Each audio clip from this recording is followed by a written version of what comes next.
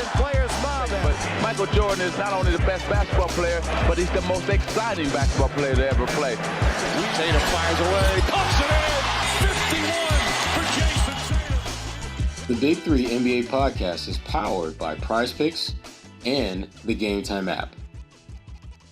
Hey everyone, welcome into another edition of the Big Three NBA podcast. Kwani, Lunis, Sherrod Blakely, Gary Washburn. The usual crew is here, unfortunately, after the end of the Celtics season. But before we get started, I do want to remind you all that you are listening to the Big Three NBA podcast, of course, which is part of the CLNS Media Network, which is where you'll find our podcasts, past and present. In addition, there are a ton of other Celtics content, such as the Garden Report, which usually goes live after every Celtics game, home or away, win or lose. So if you're into the Boston Celtics and all that's happening with the team, CLNS Media Network has you covered. So for us, let's get right into it. Celtics president of basketball operations, Brad Stevens, addressed the media this week, the end of the official season, as I mentioned, for the Celtics. A lot of issues on his plate at this point. But the first one is, and we've talked about this over the last season, really, what will the team look like under new leadership? What impact will the new leadership group have on Brad Stevens? And what does that look like with the roster? So for you two, from that press conference, what are some questions that you had before that were potentially answered? And then what are some questions that you still have as a result? I want to hear Gary's answer because I know Gary was there live and in person and asked some some eye questions. Exactly. So I'm curious what Gary's thoughts are on that though. Well, I mean, there's only certain stuff that Brad was going to reveal. Of course. And I thought it was telling, basically that they blew the first two games against the Knicks. That's why they lost the series, and New York was peaking, and basically the Celtics weren't. But I also thought, he just kept saying, kind of, get back to me when the draft happens. Get back to me when the draft happens. And he was very, he would refuse to say, like, we're going into a rebuild, we're taking a step back, we're cutting salaries. He refused to say anything like that. I think people were maybe expecting that he was going to drop a bomb and go, listen, we're going to have to take a step back. We're going to have to, maybe not contend for the finals. He said he will never put limitations on his franchise, on his team, and that who knows what could happen, but, they're just going to work to put the best team on the floor and also with the financial constraints that they have. So I don't think it was a really super revealing press conference, but I do think Brad said, what I took from it was, hit me up when the draft comes. Give me a month, right? Give me the draft June 26th. And there's some things that I think honestly will be happening around the league. Remember, there's a real key meeting this week with Giannis and the Bucks. Okay. If the Bucks decide to move on from Giannis, that's a team that will be open to trading for Giannis, which means there's going to be players movement all over the league probably because of that. Remember 2 years ago when Dame Lillard basically asked out, or Portland was like, we're moving on and we want to get you to the right place, and they traded in Milwaukee, and that trade affected the Celtics because Brad went and scooped up Drew Holiday from the Portland Trailblazers and adjusted his roster. Now, I'm not saying they're going to get a Drew Holiday type of guy if Giannis gets traded, but that means that there's going to be a lot of player movement. And the Celtics could get drawn into maybe a deal to do a salary dump or to pick up some draft picks or some younger players. Like, they could get drawn into a three-way deal or something like that to facilitate a big major trade. So you got to look out not only for what the Celtics are going to do, but what other teams are going to do around the league. And I thought the whole thing about draft night, when there is seemingly a lot of action, a lot of moves, a lot of draft day deals where a team moves a veteran to move up in the draft, or moves down, or somebody drafts a prospect and then trades him to another team and all that, that could affect the Celtics. So I took from that, hold on, fellas, hold on, ladies, hold on, everybody. I'm gonna get back to me about 5 weeks, and I might have more information for you. Other than that, I thought it was just Brad being Brad, keeping it honest. They realized they blew the Knicks series in the first two games. He's proud of the team, but obviously a tough end to the season. He said he believes in Jaylen, and Jaylen might not need surgery. So I thought it was little nuggets here and there, but I also thought when he kept saying, hit me up, get back to me when draft time, that means something could be going on. And not only with the Celtics, but with other teams that could quite honestly impact the Celtics. And before Sherrod, I know you want to go, but we'll tease this. Another team is reportedly interested in Derek White when you talk about movement in the NBA, but we'll talk about that in just a second. But Sherrod, your thoughts? Yeah, well, yeah, and we'll talk more about that too, because everyone is interested in Derek White. He's one of those guys that you're getting significant bang for your buck with his contract and what he can do in for. But getting back to Brad's presser, the thing that jumped out to me, Gary. Well, first that question that you were just talking about was one that Brad didn't have a clear and concise answer on. The one thing he said that he just kind of slipped it into the discourse and then kind of kept it moving that I couldn't let go of was when he said, I'm going to have a conversation with the stakeholders and we'll figure something out. And my immediate thought was, that's different. That's different because the stakeholders in the past meant me, Mike Zarin, Wick, Pags. Boom. That's it. Now there's a completely different layer of stakeholders that Brad has to get some sense of what exactly can he do. In the past, Brad has been able to approach the offseason with the goal of building a team that can move you closer to winning a title. And Wick and Pags, they've been pretty consistent in giving him the flexibility and freedom to do whatever is necessary to make that happen. And that's when you can go out and get a guy like Porzingis, pay big money for that. That's when you can go get a guy like Drew Holiday and pay big money and then extend him after that. But we don't really know what this new group of owners are looking to do because, they're coming from the private equity, space. And most of the people I know who either are in that space or have been in that space, they trying to get paid. They trying to get them ducats. And the way this Celtics roster is constructed, you're going to have to break off a lot of pieces in order to get it to the point where those who are invested are feeling as though they're getting a profit out of this. And again, they may not be looking for that profit in year one, maybe not even year two, but they're looking for the economics of owning the Boston Celtics to turn in their favor sooner rather than later.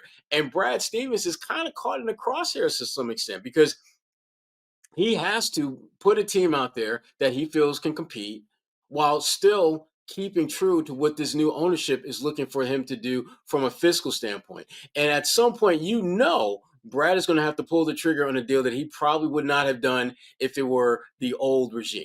And again, Derek White might be one of those casualties in order to get them from underneath that second apron, which again, as Gary pointed out, they could easily be pulled into some deals. But it becomes extremely difficult when you are where they are right now financially for them to do anything, to even be a third team in many respects. And so how that plays out, to me, that's the domino that has to fall that we don't know what that's going to look like. How will this new ownership group deal with Brad Stevens and specifically deal with the kind of deals that Brad Stevens wants to execute? Are they, because I don't think there's any question that the way this Celtics team is built now, when you factor in, you're not going to have Tatum for most, if not all of next season. The fact is you may, Jaylen Brown, he may be able to play and might be good to go, but there's probably going to be a little bit more of a focus on load managing his minutes at the early portion of the season if he's able to start at the beginning of the season. And so your team is going to basically be either without your best player and potentially your next best player, or at best case scenario, your second best player who isn't probably going to be 100% to start the season. And that the level of expectations I think Brad Stevens has for this team have to be recalibrated depending on what he has to work with. And part of that, what he has to work with, has to do with who is here and who's not, because this team is not coming back the way they are. There's no one who is believing that is going to happen. It just does not make any type of sense from a basketball sense, from a financial sense. And again, the X factor in all of this is this new ownership group who they're doing all the right things, saying the right things now, but look, they're trying to get paid. Mm-hmm. And Brad is going to have to really cut loose some players that he probably does not want to and wouldn't in normal times, but because of, again, this new regime, he's going to have to. There are clearly so many questions that are still up in the air, but all that being said, what do you expect the core to look like next season? I think that once they kind of go through what I think Tatum isn't going anywhere. Well, yeah. I don't think Jaylen Brown is going anywhere either. There will be teams that will inquire about Jaylen, as they should. Yeah. I don't think the Celtics will move on from him. I think Peyton Pritchard is another guy that they want to keep. It's going to be difficult because for them to get where they want to from a fiscal financial standpoint, they might have to part with a Peyton Pritchard. They might have to part with a Derek White. That is not the preference. If they're able to move like Porzingis, if they're able to move Drew Holiday, I think in a perfect world, that core would be Tatum, Brown, Peyton Pritchard, and Derek White.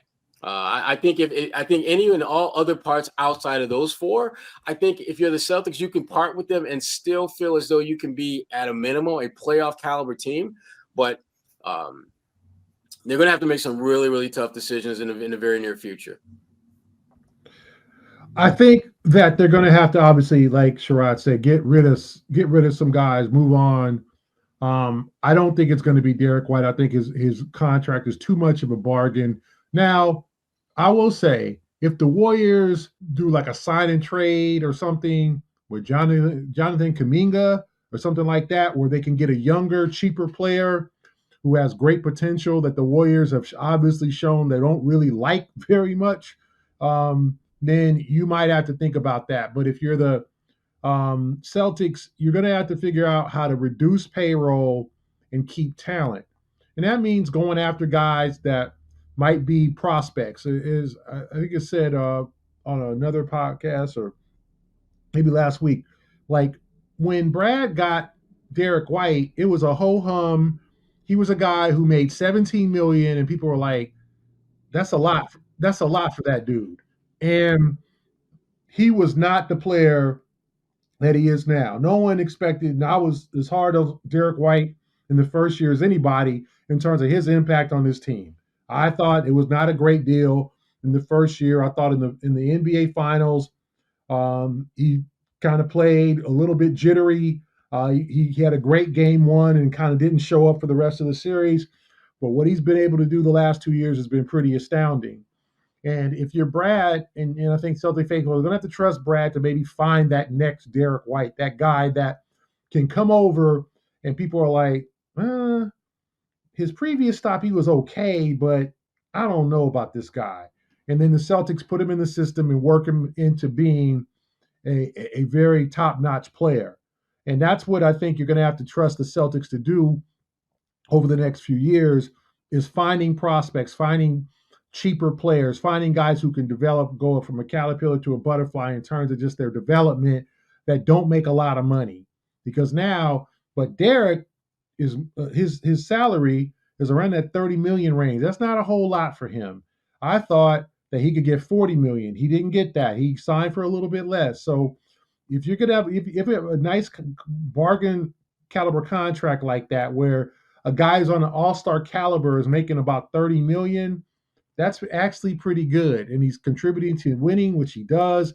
He plays both sides of the ball. He's still relatively young. I think Derek is like 29.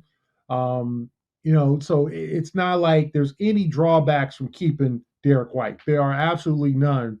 If you can get move on from maybe Porzingis, and I'm would be reluctant to move on from Drew Holiday. I still think he has a lot of good basketball left. It would just be simply contractual, simply like, we love you, Drew, but we can't afford you with this luxury tax kicking in, because next year, if they keep the same roster, they're going to be paying more in luxury taxes than they do in salaries, right? It was like 238 to 250. So, I mean, they're doubling their payroll, and then you're still in that second apron where you can't aggregate players for trades, because even now they're in the second apron. They can't package Drew Holiday and J.D. Davidson, for example, on a deal. They can't put players together, right? They can't. It has to be one for maybe two or something like that. Like they can't do. It's so many limits. Yeah. And people have been asking, like, why did this happen? Why this second apron happen? It happened because the Golden State Warriors won 3 titles in 4 years, and they were spending a whole lot of money. The owners, Peter Guber and Joe Lacob, were opening up their pocketbooks and breaking off their players. And making it rain. And in a sense, it happened to be lucky because if you go back, they signed Steph Curry. Okay, Steph Curry, remember, Steph has not always been Steph. Steph came into the league, played well, but got hurt, had real ankle issues. The Warriors said they signed him to an extension when he was kind of hurt, when he hadn't been Steph yet. So that was a below market deal that allowed them to sign Clay and then Draymond, and then that allowed them to save just a little bit left money, scrape up for Kevin Durant. So the fact is that they basically handled everything perfectly to put that team together. But a lot of other NBA owners were like, I don't like them spending so much money. That's not competitively fair, because the Charlottes and sometimes even the Minnesotas and some of these franchises who don't win because they don't spend a lot of money. So that's why the limitations came to where it's hard to keep together a championship caliber team. You would not have the Bulls in the 90s, not right now, with Pippen and obviously MJ and Kerr and these great players all stacked up, unless they are all taking minimum, or take a lot of them taking minimum or very, very marketable, low value contracts. So this is why the Celtics have to make this move, because they basically made the restraints so restrictive, the constraints so restrictive in terms of bringing back, especially when you have 2 max players. Right. Because that 2 max players, now your third guy, he can't make the max. It's too much. Right. And so you've got to have a third guy. Then you have a bunch of young guys who can hoop. And then once they open up to get paid, you either got to figure out what to do with the max guy, or you've got to move on from the young guy because he's going to make too much. It's kind of a merry-go-round, it's a shuffle. So the Celtics, you could blame the Warriors, but it wasn't the Warriors' fault that their owners wanted to spend a lot of money. That was just, they wanted to win. They won. I don't think they have any regrets on winning 4 championships in 7 years. But that's why the Celtics aren't able to bring this team back. And, even though everyone's under contract, except Al and Luke. Those only 2 not under contract. But your most expensive players are all under contract, so they've got to do something. So to me, I think it's up to Brad to get younger. You got true draft picks, 28 and 32. You can probably get some pretty good players in those 2 spots. Baylor Shireman, you got to see what you got in Jordan Walsh. Like, I don't know. It's his 3rd year now coming up. Is he somebody that can be a piece, or is he just taking up a roster spot? Because we haven't talked about him basically all year. And he's occupying a roster spot, and he was a former 2nd-round pick. Like, J.D. Davidson, at least you would think, okay, maybe they'll give him a shot.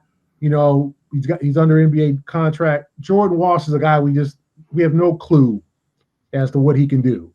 And obviously he would have played more if the team thought he could do something. So there's a lot of moves that need to be made in terms of getting a little bit younger and a little bit cheaper. But he's a G League MVP. And that'll get you what exactly? That's JD. Don't get on my man JD. I like JD. Jordan Walsh is the guy that I said, I don't know, like, they're going to have to figure out, because he's going to have to play a role. Like, you just can't have, like, 20-year-old guys on your bench just chilling. Like, in today's, like, Sherrod knows about that. Sherrod was 20 once, chilling at the house, eating up all mom's food, mama, when dinner ready, all that. So I hate him. we gotta get young Sherrod. We gotta get him a full-time job. So I just think they need to see what they have in Jordan.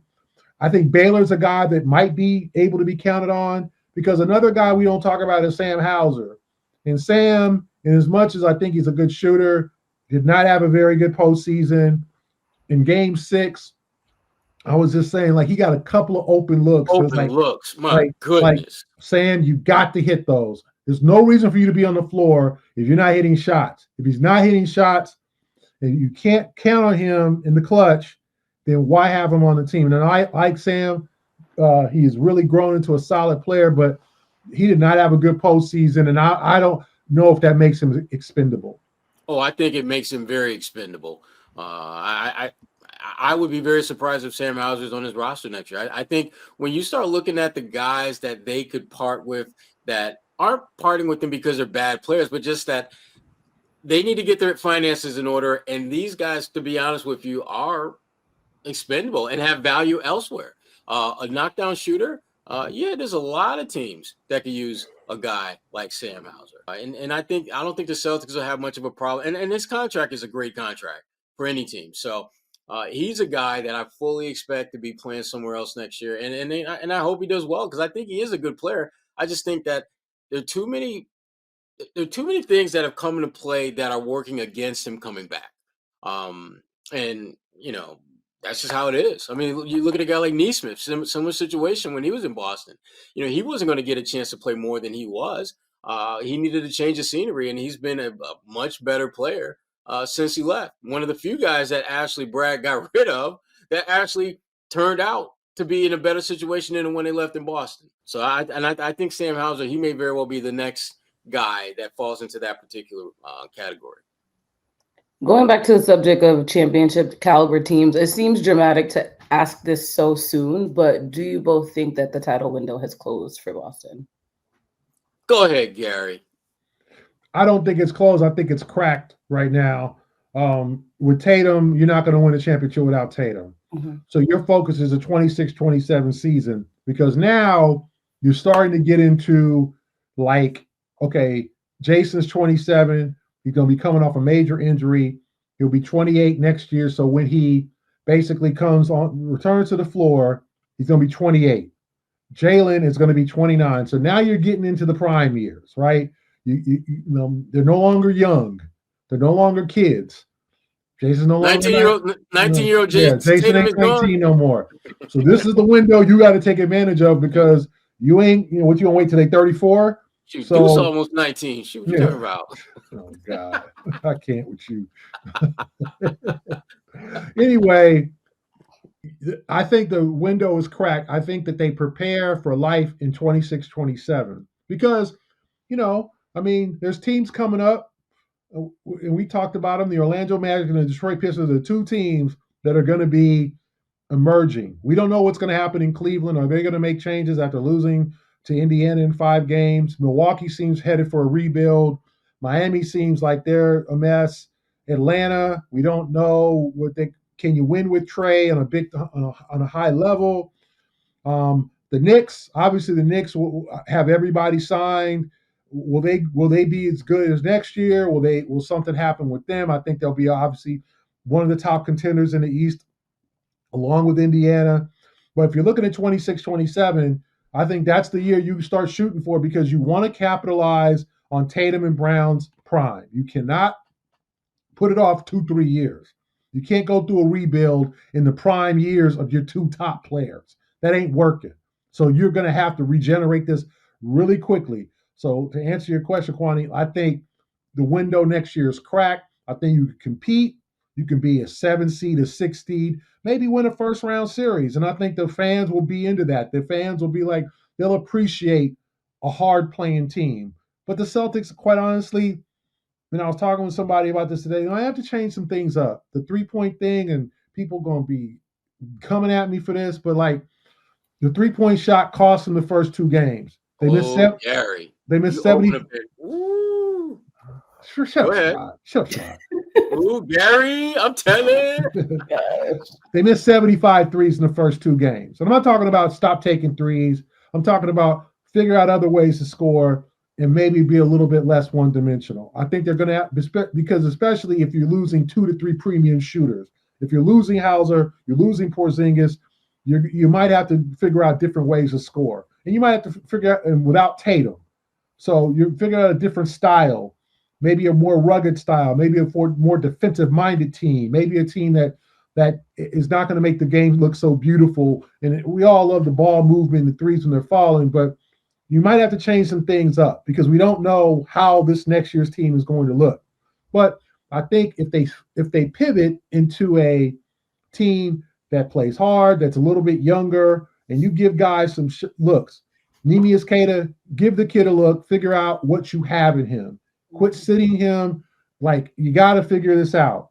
The same with Shireman, the same with J.D. Davidson, the same with Jordan Walls. I'm not talking about just throw them out there and give them 30 minutes, but figure out what you have in some of these young guys. You're bringing probably 2 more draft picks in. So figure out, and maybe you have the next great Celtic on your hands. And I think that's up to Brad. Yeah. A guy that I would love to see in Boston, and again, they'd have to obviously trade for him, but I just don't see a clear path to making that happen. And again, I don't think the Celtics need to have a major, I think, overhaul to keep that championship window open. Because the thing about, to me, championship window is, are you going to be able to field a team that can not just win a bunch of games, but really are built for the playoffs? Because that's the thing that when you talk about championship window, you have to really think about, are not whether they can win in the regular season, but can they do damage in the playoffs? And I think in 26-27, if you've got, Tatum back at the beginning of the season, Jaylen Brown hopefully will be, where he needs to be health-wise. And some of those, at least one of those guys that Gary has mentioned emerges as a regular rotation guy. And maybe, Peyton Pritchard becomes kind of a borderline all-star maybe. Now, all of a sudden, you got a core group that can go out there and compete for a championship in the East. The one guy that I would love to see them bring in the fold in some way, shape, or form, and it kind of touches on what Gary talked about, was Isaiah Stewart, who is a dog in every sense of the word. That, as the Celtics kind of, I think, make this shift/pivot to maybe not necessarily being such a 3-point shot happy team, you need guys who have a little bit more grit to them. I thought that was the one thing in that New York Knicks series more than anything they just didn't have. When Karl Anthony Towns decided that I'm not going to be a 41% 3-point shooter, I'm actually at 7 feet. I'm going to take this 6'6" guy who's guarding me on the block, and I'm going to go to work. If you've got someone who can give you a little bit more resistance when that happens, I think it gives you a much better chance of going further than you did this past year. And that's, to me, the one thing going forward that Brad Stevens has to figure out. You really do have to have a team with the ability to pivot and morph into whatever they have to do in a particular series. If you're playing a team that is physical, you have to have a team that can morph into the more physical team. If you got a team that is more finesse and shot making centric, you have to have guys who can do that too. And that was, to me, when you look back at last season's team, that was kind of their thing. They had guys who could knock down threes, but they also had guys who could lock you up on the perimeter. They had guys that could defend on the front court. And, and that allowed them to outperform anyone and everyone they played, because they had a roster that could match what you do well, except they could do it better than you.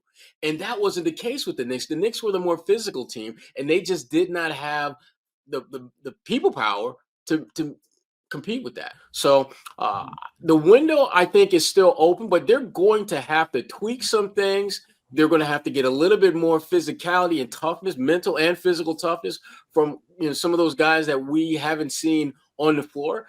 And that, to me, is the best chance for them to compete in 25-26 and be back in the title hunt in 26-27.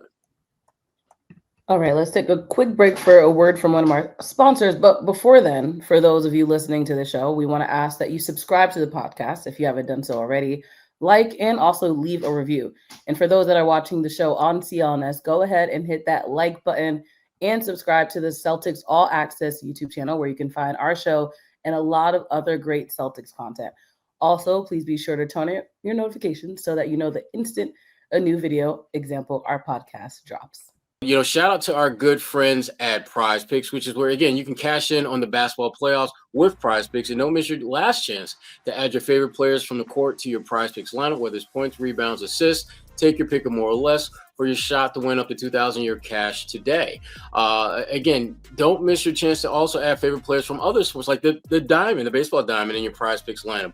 Whether it's strikeouts, RBIs, or first inning runs, take your pick of more or less for your shot to win cash today. And again, in addition to baseball and basketball, let's not forget about our brothers and sisters on the ice. Don't miss your chance to add your favorite players from the ice game to your Prizepicks lineup. And again, goals, points, or hits, take your pick or more or less for, again, your chance to win up to $2,000 in cash today. With Prizepicks, you can mix and match your player projections from different sports, obviously, and combine your favorite baseball players, basketball, hockey, so on and so forth. And with over 10 million members and billions of dollars in awarded winnings, Prizepicks has made daily fantasy sports accessible to all. You just pick more or less on at least 2 players for a shot to win. You win up to 1,000 times your cash. Run your game all season long on Prizepicks, which is America's #1 daily fantasy sports app. Prizepicks is the best place to win cash while watching your favorite sports. And how you get in? It's really simple. Download the app today and use the code CLNS to get $50 instantly after you play your first $5 lineup. Again, download the app today and use code CLNS to get $50 instantly after you play your first $5 lineup. Prizepicks, run your game. All right, let's talk a little more in a little bit more depth about Jaylen Brown and Jayson Tatum. First, we'll start with Jaylen. We found out that he was playing with a torn meniscus, and Brad talked about Jaylen getting a couple of weeks of rest. But so far, there's no definite plan for surgery. So overall, looking at next season, of course, he has the offseason to figure that out. But what is your level of concern for his return and what he'll look like when he comes back? I need to see those Jaylen Brown underwater working out for. That's what I need to see. When I start seeing those, I'll feel good about him coming back this season, being Jaylen Brown, because he's one of the few players, and we've talked about this in the past. He consistently finds an area of his game to get better at from one year to the next, and that has taken him from being, a guy that got booed on draft night to being at one point the highest paid player in the NBA. And he puts in the work. There's never been any question or concerns about Jaylen Brown and his work ethic. And to me, that's not the question. That's not the question. That's not the issue. It's, will he physically be able to ramp himself up in terms of his workouts so that when the season starts, he will be in tip-top shape, which we've consistently grown accustomed to seeing from him. I'm concerned because when you talk about knees, players like Jaylen, who depend so much on his athleticism to be impactful, I worry not so much about him getting back to playing at the level that he's used to, but being able to consistently play at the level that he's used to. Jaylen Brown is going to have some of those phenomenal games where, he's just the best player on the floor, and at times against some of the best players in the NBA. But the way that he has become an all-star, the way that he's become, such an impactful player, one of the top 15, top 20, top 25 players in the league, is he's consistent with his impact. And this type of injury is one that my concern is that he won't be able to come back and be as consistent as we've seen him to be. And that to me is the big scare. I'm not worried about Jaylen Brown coming back and playing. I'm worried about Jaylen Brown coming back and playing at the level night in, night out that he's used to playing at, and that we're, as fans and media members, we're used to seeing. I feel like Jaylen will be okay. I think that they're going to do the best decision on his knee, whether it's going to be rest or a procedure to fix the meniscus. You got to applaud him for playing hurt, for playing with that knee at less than 100%. I mean, he very much could have just said, "Hey, man, I'm good. Like, I'm just gonna take this time off. I'm hurt," and no one would have said a word because we all know that he gets out there and plays regardless of the situation. So I applaud him for that, but I also think he's got to do what's best for his long-term future and the Celtics' long-term future. And I know that there's a couple of procedures with the meniscus. There's cutting it, and then that's the shortest way, but it also could lead to tendonitis and more damage, or potentially just not 100%. Or you could do the complete reconstruction of the where they basically lay it out and reattach it. And that's a longer rehab. That's like 6 months. So are we talking about Jaylen being out for 6 months? And if the Celtics say, listen, we don't have Jayson coming back. You know what, Jaylen, get the surgery now, come back in November. And we'll be 10, 15 games in, but you'll be 100%. So there's some decisions that need to be made over the next couple of weeks. Brad made it appear like they just might do, it might not be surgery, it could be rest. Now, usually torn meniscuses require a procedure to fix. So usually it ain't gonna heal itself. So we'll see what kind of procedure, if he gets one, that Jaylen will have. But you got to applaud him for playing hurt. He tried. He did not have a great game 6 at all, but he was the only one who seemed to be mentally into that game. In the first quarter, you were just like, okay, is he going to get any help? And I know he had a couple of bad offensive fouls, and I know he had a foul that was reviewed that called him on Anunoby. He ended up fouling out the game with like 3 minutes left in the third quarter, but then they were already down 33. So not a great night for Jaylen, but not a great night for the team.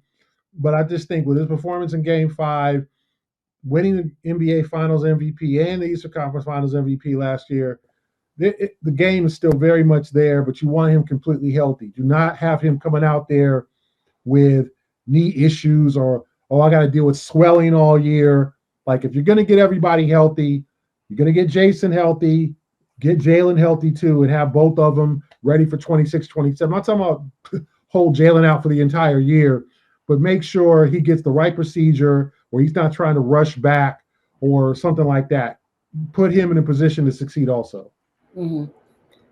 So with Tatum and Brown, as everyone knows at this point, Tatum has the Achilles injury, so he's out for most of, if not all of next season. But this question kind of bridges the gap between the conversation with them too. What do you think the impact will be on Brad Stevens' moves this offseason as a result of both of them potentially not being, well, again, Tatum definitely, but Jaylen possibly not being available at the beginning of the season? What do you think, Gary? I mean, Brad's got to, put a team together and react to those injuries. We all know Jayson's not going to be there for opening night, and Jayson might not be there all next year. With Jaylen, you got to treat that with some kid gloves. You got to figure out if he's going to have that procedure, and then build a competitive team. I mean, I think Boston deserves that. I don't think that they're going to be quote unquote tanky. I don't think they're vying on any lottery pick, right? I think they're going to put a competitive team out there. You got Derek, you got Peyton. You got to decide what you're going to do with Allen and Luke. You've got talent on this team, and you got to figure out, and you could bring in some more talent. It could be cheaper talent, it could be young kids. Would Celtic fans be upset if they had more of a youth movement, if they got a little bit younger? Probably not, because we see what cultivation does with a guy like Sam, a guy like Peyton, even Derek has grown in the system, right? Even though he was drafted by San Antonio. So to me, I just think with Brad, he's going to react for the best long-term health of the organization. You're not going to play for next year, but you also want to put a competitive team, and you want to make sure your main two guys are healthy. So for Brad, I just think this is why you hire a guy with a mastermind like he has, to come up with situations where you can improve or take a mini step back, but also get a little bit cheaper, and also ensure that your guys are healthy and ready to go for 26, 27. Now, you don't punt the season. You don't give up on 25, 26, but you make sure you have a competitive team, but you also make sure that for the long term, you've got stable players, you got stability amongst Jayson and Jaylen to where they can close this thing out. Their primes are coming up like now, right? So you want to take advantage of that prime window, and it starts with 26, 27. Yeah, I mean, I think for Brad, the big thing is making sure that this upcoming season is a stabilized season. You're not necessarily trying to build this team to win a title in 25, 26 because you just don't have your best player. And you're not trying to, take a wrecking ball to this roster either. And that's where, again, those conversations with the stakeholders is so important. How much of this team is Brad going to have to, unravel? That is I think part of Brad's challenge is not only figuring out the pieces to put together a competitive team, but also making the case in case he needs to push back on some deals with this new ownership group who may want to say, okay, we want to get rid of, we want to get under the luxury tax. Forget about the second April. We want to get under the luxury tax, which is just insane to think about all the people and players that they would have to unload to do something like that. Brad, I think part of his job is selling the culture of this team, selling the fact that, yes, we need to get the finances in order because what you would be paying and the product that you were producing are not one and the same. You don't want to be like the Phoenix Suns, where you're paying like, top 2, top 3 team dollar, and you're like 10th, 11th, 12th. You're fighting for getting to play in. You don't want to be that team. And so Brad, this might be the most difficult year that Brad has had as a GM, because there's so many things that he has to do, and there's so many unknowns that he is having to deal with, that it's I wouldn't say it's impossible, but it's going to be extremely difficult and daunting for Brad to have the kind of success that we've seen in recent years. The way that you're able to add a Porzingis when you needed a stretch big, and you got one of the best stretch bigs out there. You needed an elite defender. If you're getting rid of Marcus Smart, you got a guy who's arguably better than Marcus Smart when you talk about Jrue Holiday. How is Brad going to go about making this team highly competitive? Because we're talking about being competitive, but there's a part of Brad that you got to believe that he's thinking, we may not win a title, but we need to be highly competitive. And I think that for them means competing for that 4 or 5, being in that 4, 5, 6 space. If you're one of those teams that's in that range, and you've got no Tatum for most, if not all, of the season, and you've got Jaylen Brown, who's probably going to be on some type of minutes restriction if he's playing at all early on, and you're still able to be in that 4, 5, 6 conversation, you're feeling good about 26, 27, because you're going to get your top 2 guys back probably in better shape than a lot of top 2 players on respective teams, because they basically had a redshirt year for the most part with Tatum, and a limited in terms of workload with Jaylen Brown.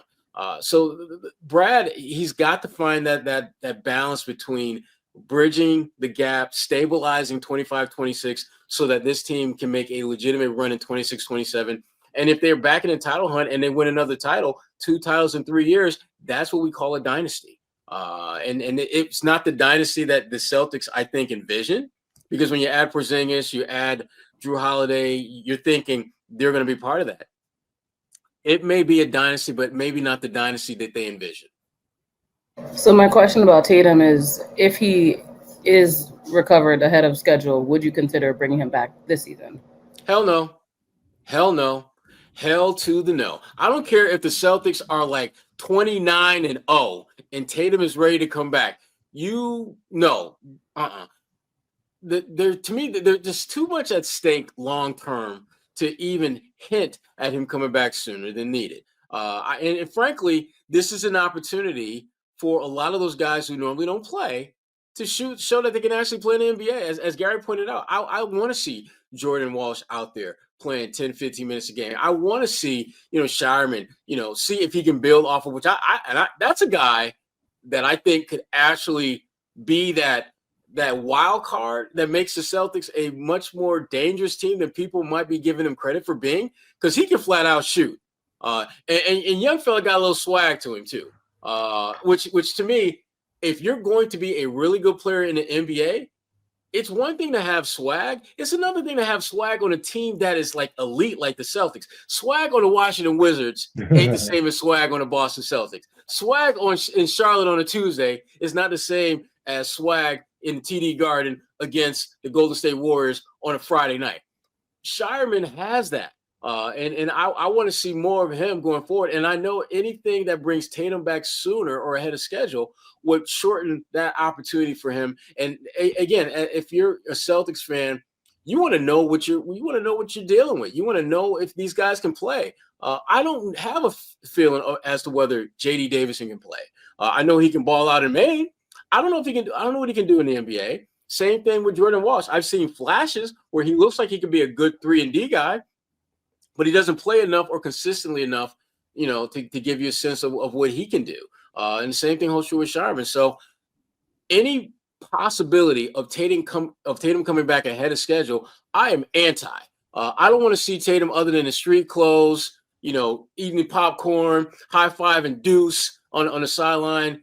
That's the Tatum I want to see most of next season. Now, obviously, if he's good to go and we're like in March, for example, I wouldn't mind seeing him in shooting out there, getting some shots. Of just kind of reacclimating himself to doing the routine that he will obviously be doing more of in 26, 27.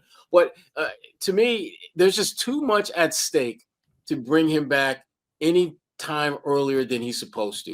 And if you're really, really, really in a situation where, let's say, your playoff position is pretty much set, like you're in that 4, 5, 6 conversation, and you're probably not going to fall any further than 6, then I absolutely don't want to bring him back, because at that point, it's like, we've had a good year. If you're the Celtics, if you're in that space, and we don't need to run the risk of our franchise player, having some fluky injury, because it could be something that don't even have to do with the Achilles. It could be just like, a hard foul. He lands hard on that wrist, and next thing you know, he's out for, the rest of the season, when you didn't really need to bring him back. So bring him back when he's ready, but not a moment sooner than that. Yeah, I mean, I think if he rehabs early, and I'm sure Jayson at this point is meeting with people, doctors, probably other athletes such as Kevin Durant, maybe even a Klay Thompson, who have torn their Achilles, and getting the best advice and the best guidance. He's going to do what's best for his career. And I know he wants to play ball. If he's ready to play and there's no skipping of steps, there's no setbacks, there's no soreness, there's no that's unexpected. You don't want him out there laboring or limping, or you don't want him out there trying to make it work just for the sake of the team. Bring him back when he's completely 100% healthy. That Achilles is strong. He can run. He can do everything that he was doing before. That's what you want. And then you give him, if he needs 10 games to get himself back, give him 10 games or whatever. But don't rush him back. If he's ready, he's ready. But if he's not, damn it, he ain't ready. So to me, don't bring him back when he's ready. Unless he's ready. Don't bring him back early. None of this miracle stuff. None of this, he's back 6 weeks before. No. Like, Jayson, you can practice. You can work out, but no, you ain't hitting the floor. Not until you're guaranteed that you are ready to go and there's no risks other than just the wear and the soreness and things that happen post-surgery. All right, so we talked about Al Horford, Luke Kornet. Should either of them come back next season? And if so, why? If not, why not? What you got, Gary? I mean, if you can afford Luke, I think it'd be great for him to come back. But I don't think that they're going to afford him. I think there's a team that's going to give him 5 years, $50 million, something like that. Can the Celtics afford that? Is he going to come back on a quote-unquote hometown discount? I know it ain't going to be for no damn $2 million that he's making now. So he's going to get paid. Yeah, I'm sure his agent's like, hey, man, you can go back to Boston at the $5 million or whatever, or you can go to a team that's going to pay you $50 to be, over 5 years or over 4 years to be their primary backup center.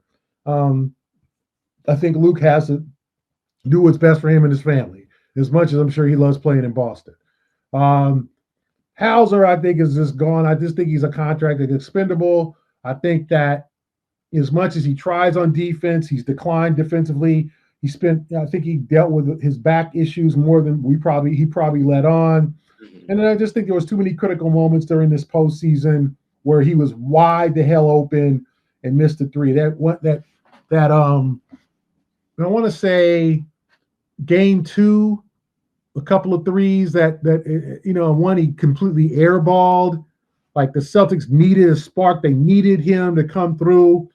And and it was just like, okay, Sam, here you go. Here's a shot. Knock this down. And I think he missed 2 or 3 in that critical second half when they desperately needed a spark. And I'm not talking about you let him go because of that, but I just think maybe you've gotten the best out of Sam Hauser. And it might be a little bit pricey, especially for a team that's fighting luxury tax issues. You can flip Baylor, I believe, into Sam Hauser. I think that's pretty much what you're going to have to do. And that's what Brad's talking about. We have a rookie on a rookie deal. See you, Sam. We can flip Baylor into your role. Facts. Well, let me start with Luke. First of all, we're going to have to just, get the Kleenex out and just wipe the tears off of Bobby Manning's face, because Bobby's going to be devastated when Luke leaves. That's his guy. He believes in Luke like no one other than maybe Luke's mama, daddy, and wife and kids. Maybe Bobby will go where he goes. Maybe so. If Bobby had his way, he probably would. If it's a good team, Yeah, but Luke is going to get paid, and he deserves it. I mean, Luke has improved exponentially since he's been a Celtic. I used to get so frustrated watching him play when he would do that Kornet contest where he basically jumps like a guy is wide open on a baseline and Luke is in the paint and he just decides to jump and they call that a contest. That to me, that's just BS.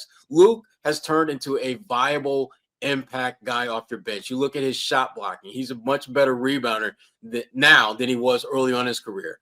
I think his game offensively still has some levels to it that he has not explored. And I think with a new team, he'll get that opportunity. And the point that Gary made, and I think you really can't ignore this point, he's earned the right to get paid. He's done it the way you're supposed to. He didn't come into the NBA with all this potential and then got paid based on potential. He's going to get paid because of his proven body of work in the National Basketball Association. And I'm happy for him. He absolutely deserves it. So Luke, I fully anticipate we'll see on another team next year, and I'm perfectly fine with that. I think Celtics fans are perfectly fine with that. To me, he's a much better version of my guy Greg Steemsma, who again had a nice little run in Boston and was able to get paid elsewhere. Luke is going to get paid better than that because Luke, frankly, is a better player. As far as Al is concerned, I'm really hoping that the Celtics and Al can come to what I call the Udonis Haslem plan, where you're kind of on the roster and you kind of go through practice, but you're really much more of like, the sensei, the wise veteran who your words are more impactful than your actual play. And there's nothing wrong with having guys like that, especially during this bridge year where the Celtics aren't going to have Tatum and his play being able to speak about this culture. So having a guy like Al around would make a lot of sense. And again, I just don't know where Al's appetite is for a role that if he leaves Boston, he's going to have an even more reduced role than he had in Boston. And I just don't know if he is willing to start over at this point in his career, get to know a new set of teammates, get to know a different coaching staff, adjust to a different role. Whereas in Boston, he's home. He's comfortable. This is a place where, there's a level of appreciation for him that I just don't think he's going to get elsewhere. And again, for someone who is nearing the end of their career, which will wind up in the Hall of Fame, because with winning 2 national championships in college and an NBA title, you're in the Hall of Fame, which to me, it's not even to me an issue at this point. But are you willing to stick around in Boston long enough for Tatum to come back into this year, early next season? And for Al, the answer may be yes, because I mean, we've talked about this before, and they've talked about it, how close him and Tatum are. And so that may very well work in the Celtics' favor to have him back. And some of those other guys that we talked about, you talk about Sam Hauser. As I mentioned, I fully expect him to be on another team next year because I think he has a very clear skill set that works well for a lot of teams. And if you're trying to pare down the economics of your team, that makes a lot of sense, particularly as Gary pointed out. You would be taking a veteran contract and moving it and replacing that role with a rookie scale contract. And so from a monetary standpoint, you're not necessarily you're definitely benefiting by moving him and just sliding Shireman in there. And again, I think Shireman is ready for a more prominent role next season.